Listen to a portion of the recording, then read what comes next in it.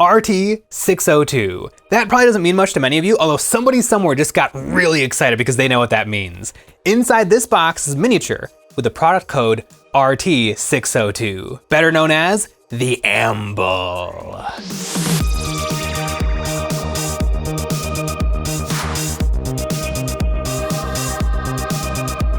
Hey guys, Jay here. Boom.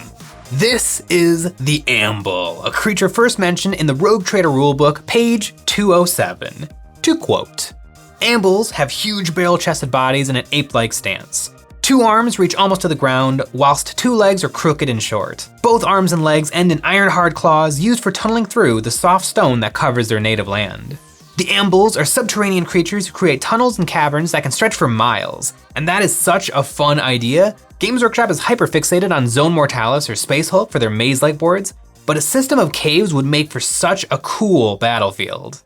The Ambles are bad news for anybody who would stumble upon one, but ill-informed humans have thought to domesticate these things, and so they've been transported to numerous worlds, which means that an Amble ambush could happen anywhere. Back in the Rogue Trader days, these models were used as a GM-controlled monster, with some house rules humorously titled Ambling Over. Get it? Because amble means to walk? The GM would secretly decide on some hiding spots for the Ambles, and then each turn would roll to see if they emerge to wreak havoc on the players, who are just busy minding their own business, conducting a war, and then thrust into defending themselves from the local fauna. And apparently, their meat is delicious. An interesting tidbit, brave fellow who figured that one out. This model came out in 1988, a year after the birth of Warhammer 40k, and is one of only a couple of minis Games Workshop has ever made of wild animals. But when 40k transitioned into its 2nd edition, they disappeared, never to be seen again. Until that changed 31 years later. The Amble came back to the 40k scene in the first expansion of the game Blackstone Fortress, where it was part of a mission in which the explorers must lure the Amble into a chamber they cannot breach themselves, in the hopes that it would bore through and let them plunder what's inside. To hunt when hunted is the most dangerous. I know this, and the Amble knows it also. Quote from the Kroot tracker Dayak Grek. The Blackstone appearance reaffirmed the history of the Amble and added a few new tidbits to the lore. The Boroworms, described as the offspring of the Ambles and function in-game as small minion enemies, and the Rad Maggots, who live in the bodies of the Ambles right under the skin like those disgusting trypophobia frogs. Those little critters come from the rule the Rad Maggot Symbiosis, where they can heal lost wounds for the Amble during its turn. There was a Warhammer community article published about this addition to Blackstone Fortress that showed off the 40k rules for these monstrosities, along with the adorable photo of the Amble sneaking towards the famous hero, Sly Marbo.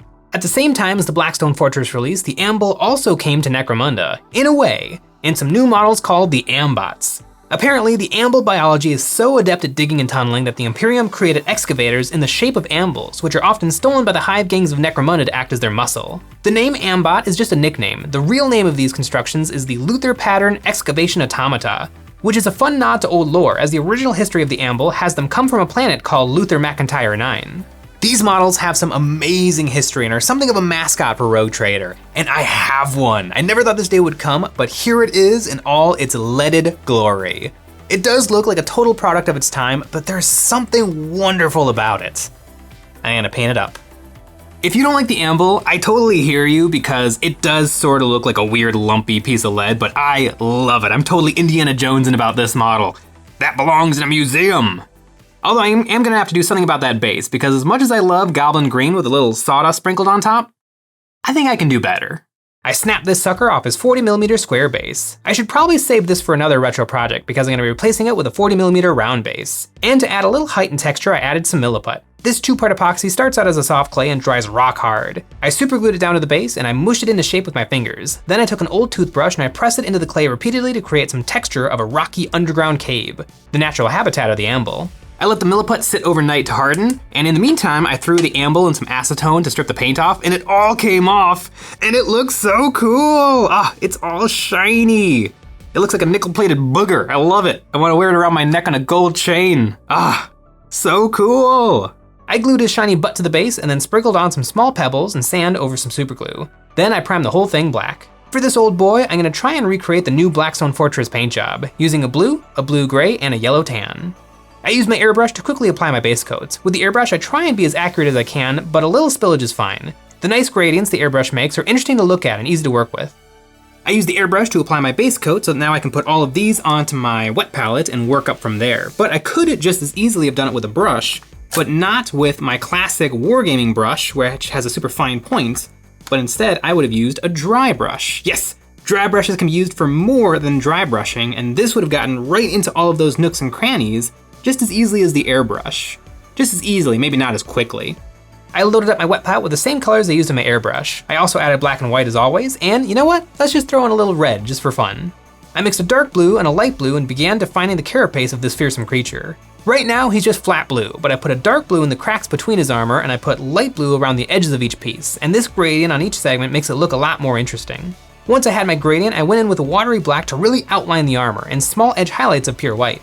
On his claws and mandibles, I glazed on some white paint at the top of each part. Then I glazed some pink I made with the red on my palette, and finally some dark brown. This created a nice candy corn gradient that gives his extremely low detail fangs some visual interest. And you know what else has a lot of visual interest? That's right, our Patreon. Over there we have lots of cool STLs, both miniature and terrain, ready to populate your wargaming tables. If you sign up, there's a welcome pack that includes Dawn of War Space Marine, Imperial Guard, and Eldar Terrain, all hosted by Comics, Games, and Things. We also make Patreon exclusive videos where we critique viewer models and weekly Discord hangouts. We also have merch, link in the description. On his scaly back and belly, I dry brushed on some blue-gray. There's some impressive hand sculpting on this dude. I glazed some blue over these scales to blend them in with the rest of his blue body. The Amble's body is done, and that means it's on to its details, those blistery scales. And I think what would be cool is if they were bioluminescent. You see that in underwater creatures, not really in cave creatures, which is what the Amble is, but you know what? An idea that is super cool and makes no sense means it's the perfect 40K idea. I mixed up an orange color and ever so carefully picked out his scales. I didn't do them all, that would make him look like the weirdest disco ball. I mostly kept it to his back and forearms. Then I put a yellow dot right in the middle of each scale. Then I washed every scale with orange wash, and then a final dot on each scale of yellow mixed with white. It's a lot of steps, but makes for some very good looking spots. Until I painted those glowing scales, I was starting to think maybe this modern paint scheme does not work on this retro model, but now it's working. The whole model is blue, so I thought a nice red tinted base would look good. I took the leftover remnants of the paint on my palette, watered them down, and blotted them all over the base.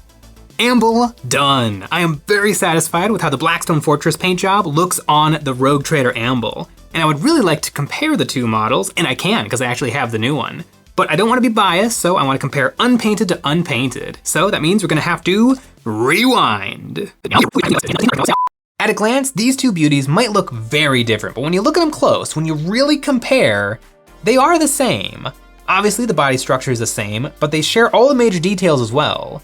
Serrated mandibles, insect-like segmented body armor, protruding elbow plates, H.R. Geiger-esque biomechanical tubes running across their backs, patches of blister-looking scales in their bodies.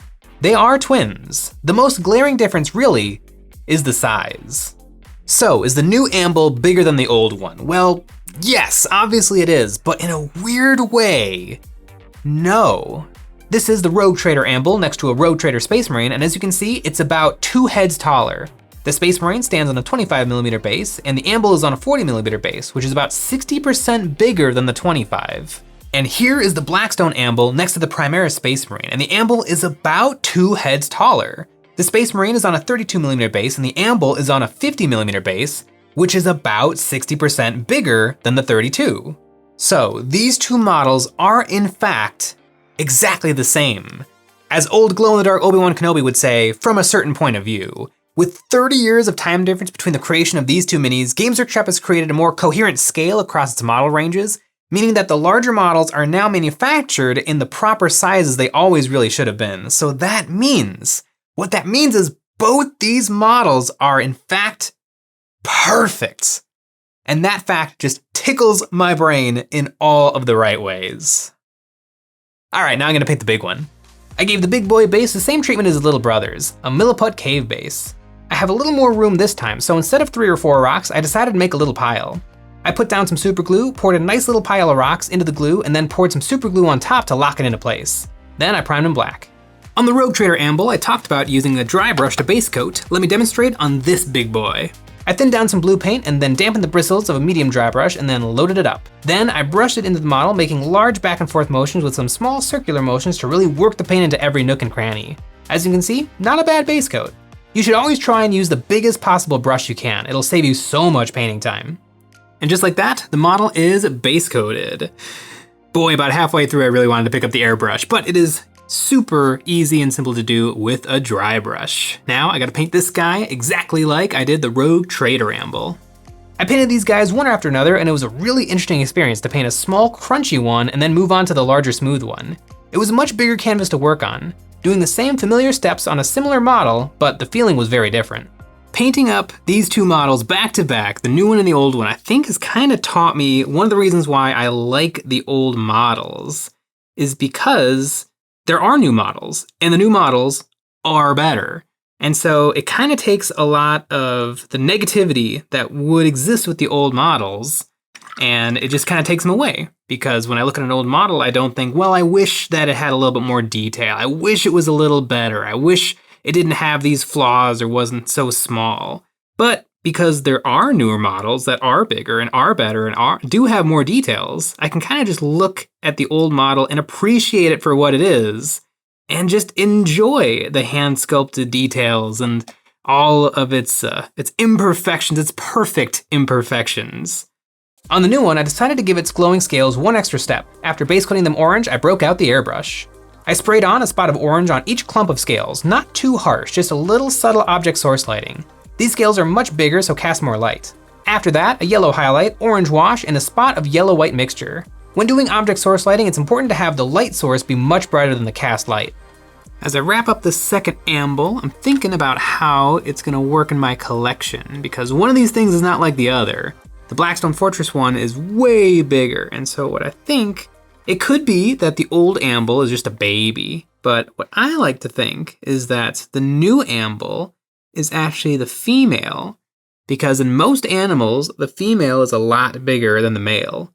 Well, except for in mammals, but I checked. These guys got no nips. So the lore I'm gonna go with is that the new model is the larger, more formidable female, followed by the cute Widow Rogue Trader model. Let's take a look at these. Although 40k is a setting predominantly surrounding the humongous, over-the-top, basically silly wars and battles between the miserable armies of the warlike species that make up Warhammer, it's always about who wants what territory and what super weapon has Faction X created this week. In the shadow of that, there are equally interesting stories happening behind the scenes, small stories of groups of miners, citizens, and criminals coming face to face with monsters. Because in the world of 40k, there be monsters, let me tell ya, and they are just as terrifying as any battle. Ambles are cool, one of the very few just monsters made for Warhammer 40k. They're not co-opted into some sort of a military role or one of the organically manufactured Tyranid biomorphs, but just a good old-fashioned creature, just out there living their lives, to the detriment of everyone else's. The Amble is a great example of how Games Workshop never lets anything die. Any tiny little nugget is mined for every bit of significance it can bring. Anything from anywhere in the canon can become a huge deal, the hero of its own little story. That's why 40k is such an endearing franchise compared to others. I mean, I love Harry Potter, but Harry Potter is a super simple story, and after those books wrapped up, the world was kinda done, nothing left to see. But 40k is different. Every planet, every tool, every character has its own life. And we as gamers, collectors, and painters bring our own little spin to them as well.